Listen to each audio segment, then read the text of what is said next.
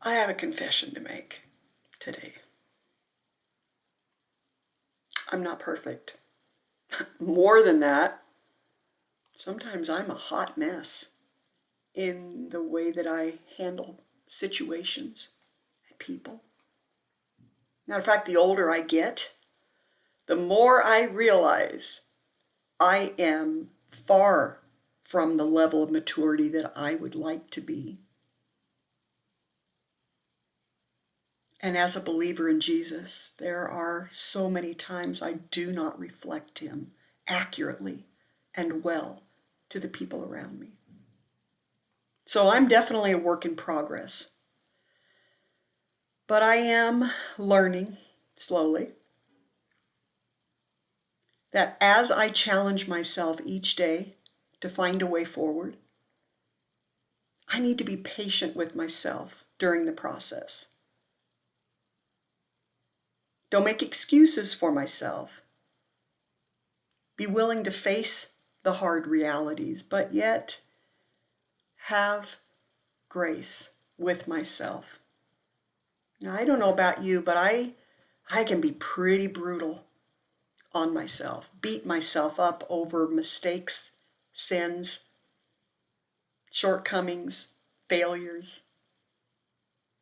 I'm brutal, or I can be. That's not the way God is. So he is slowly teaching me a better way of being gracious with the people in my life, allowing them their failures, not excusing them, facing whatever that is, but loving them despite it. I'm a work in progress, but God is at work in me, and I am grateful. So every day, I challenge myself to find a way forward. I've told you that multiple times in these different vlogs. Well, today, that way forward took a little different form. Today, finding my way forward involved me picking up my flute again. I was a decent musician. I sing as well, but for the purposes of this discussion, this has to do mostly with my flute. I used to play the flute all the time, and I was pretty good. Music was an important part of my life. It was the way that I ministered to and encouraged others. And it was the way that I put meaning to the feelings that I was having inside.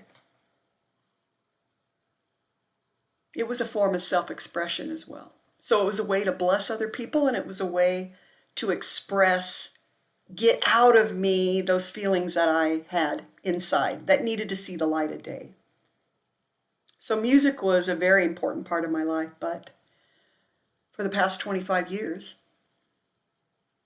I haven't played my flute.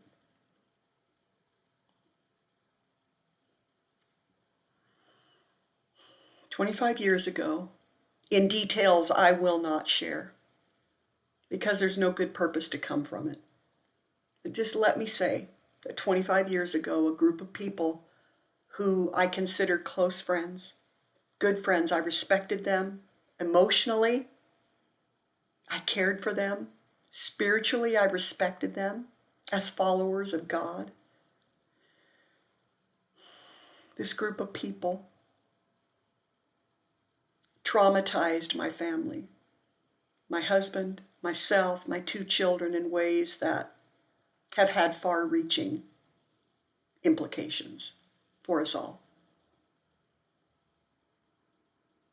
And as a result of that trauma, because I played my flute often within that context and to this group of people, included this group of people,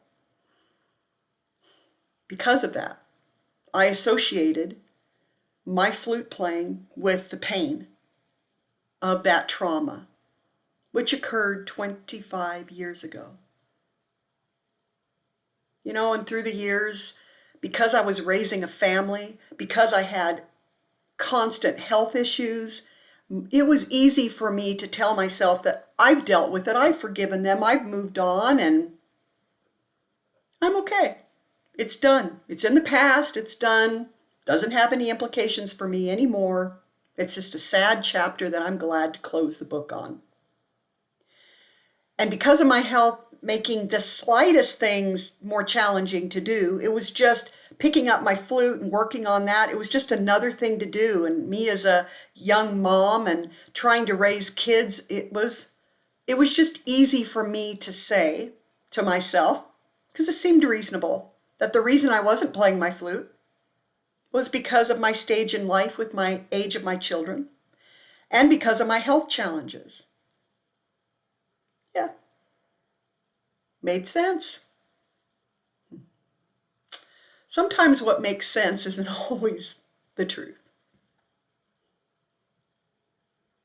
I was recently watching a movie. Yeah, it wasn't a particularly good movie. It was depressing. Acting wasn't good.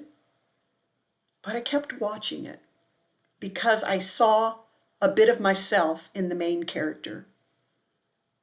This young man was a musician, struggling, couldn't quite get that big break.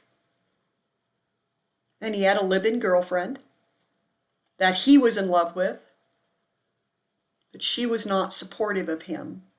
And when it came down to it, he got this phone call, a friend of a friend of a friend recommended him, that kind of a thing. Fill in for this band that had to cancel at the last minute, please. And it was a big gig for him. It wasn't a small little gig. It was a big deal. It could have catapulted him. And he knew it. He was all excited. And his girlfriend wasn't supportive. But then she kind of felt bad. So she promised him that she would be there. Save me a seat in the very front. Front and center, I want to be there for you. So he was all excited, had his heart hanging out there, all vulnerable toward her and toward his dreams of being a successful musician and songwriter and singer. So armed with his guitar, he came up on stage, saw the audience, and was all ready to go. And then his eyes fell down to that table in the front with the reserved sign on it. That table, you guessed it, that sat empty. She didn't show. That was like the final straw for him. And in a not very mature thing, he left without saying anything to her. He just packed everything up and left.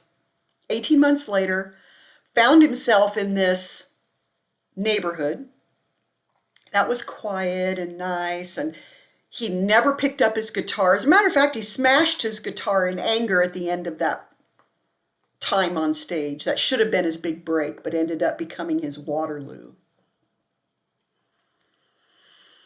He never picked up any guitar, never wrote any songs, never sang, just shut that part of his heart away because it was too painful for him to deal with. He rode his bike in the park. He enjoyed feeling the sun on his face, and he had a couple of friends that he did things with. I mean, he just felt like his life was on track. He was okay. That girlfriend from so long ago, 18 months ago, over her, no problem. He didn't see any connection, like I didn't. He didn't see any connection between the fact that he gave up what he loved, his music, with her, and his feelings that had gone unresolved for her. So, during the course of this movie, it unfolds that guess who moves in right across the street? His old girlfriend. All those feelings came flooding back. The anger, everything. The depression. And he had to deal with it. Finally, he had to deal with it. And it was a long process, but a friend of his had given him a guitar. So he picked the guitar up. That was part of his process, his way forward. He picked up that guitar and in doing so had to face the feelings that he had for this woman that had broken his heart so badly. So during the course of the movie, he confronted, not fantastically well, but at least somewhat, he confronted his feelings for her, definitely became a musician again, started writing songs, singing, playing his guitar. Yeah. So he talked to her and told her how he felt. And in that sense, he faced the demons of his past. And he recovered that part of his heart that was so invested in music, that derived so much pleasure from it. The movie ended on a melancholy note, shall we say, if you pardon the pun. But the thing that hit me is the way forward for him was to pick up his guitar and start playing it, because that opened him up to all those feelings that he had been running away from and telling himself he didn't feel anymore. God basically squeezed my heart during that movie, and I had an epiphany from him that said, Julie, you are just like this young man. Only yours wasn't guitar. Yours was the flute. That was such an important part of your life that you allowed a group of people, whether for whatever reasons they made their decisions, that's in God's hands. But the effect on you and your family was traumatic, very, very painful. And you will have allowed that pain to close off a part of your heart and to stop you from this wonderful form of self-expression and this wonderful way of blessing people that you have had in the past with your flute. So God challenged me. Find a way forward, right? He challenged me, Julie, pick up your flute. That, at this point in time, in this situation, that is your way forward. So I picked up my flute today. I've always hung on to it. It's a beautiful flute. Solid silver, custom head joint. I mean, it's a really nice flute. And I've hung on to it, not used it all these years. I used it today. I picked it up and it felt so foreign in my hands. But as I kept holding it, the tears came. Because it did bring up pain of the trauma from 25 years ago. But as I kept holding it and kept blowing it and finding notes coming out from it, my fingers seemed to travel to familiar places. Yeah, and music started coming out again. Oh, pretty rudimentary compared to what it used to be, but I'm going to do all I can to develop my flute again, in the hopes that I can use it to bless someone's life again.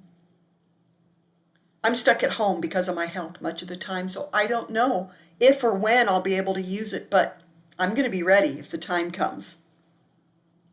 But it's mostly between God and I, where I said to him, no more will I allow a group of people to dictate my life. No more. And you know, as I held that flute and as I began to form those notes again, that familiar sound in my ears again, memories came. Feelings came. Feelings were predominantly regret and a feeling of shame that I had allowed myself to shut that part of my heart away. All the missed opportunities, there's the regret, where I could have blessed people with my flute. I know my health would have impacted the number of opportunities quite significantly, but I know there would have been opportunities and I missed them.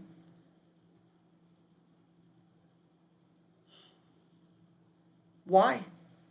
Because I was afraid I wouldn't be able to handle the pain. Well, guess what? The tears came. It was a profound sense of sadness and loss of friendships, of possibilities for my husband and myself. A sense of sadness for the ramifications that those events had on our, and continue to have on our children. But it wasn't a pain that destroyed me. Oh no, not at all. It was painful, not going to lie, but it didn't destroy me at all. It was the kind of pain that, as difficult as it is, can move me forward. So that was a blessing from God for me today. You want a way forward, Julie? It's right through the middle of this.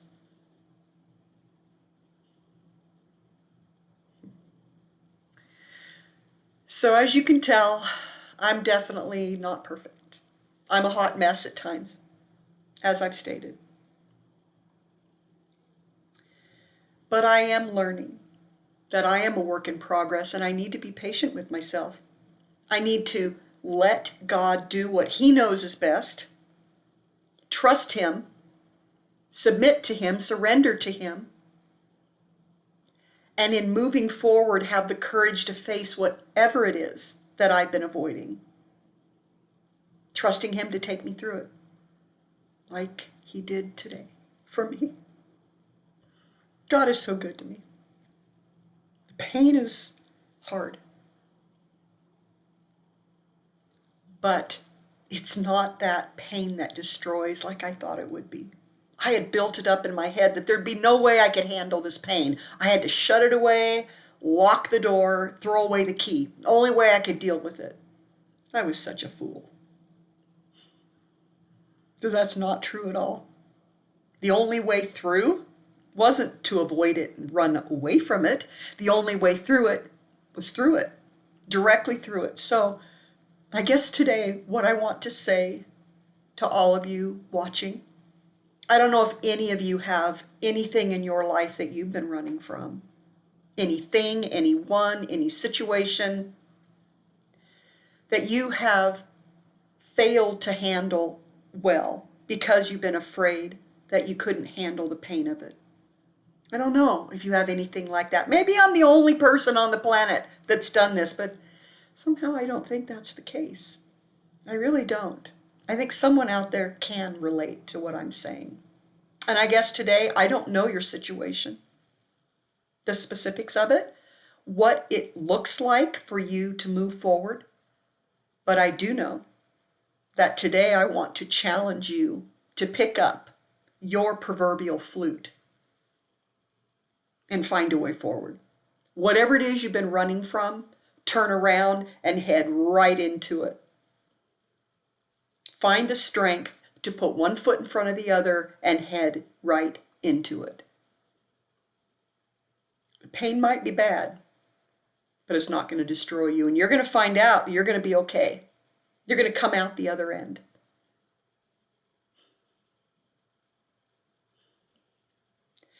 The fact is, the things that we avoid are like chains that hold us back. And you will not be free. I won't be free and able to allow God to do whatever He wants with my life if I'm chained to something. And trust me,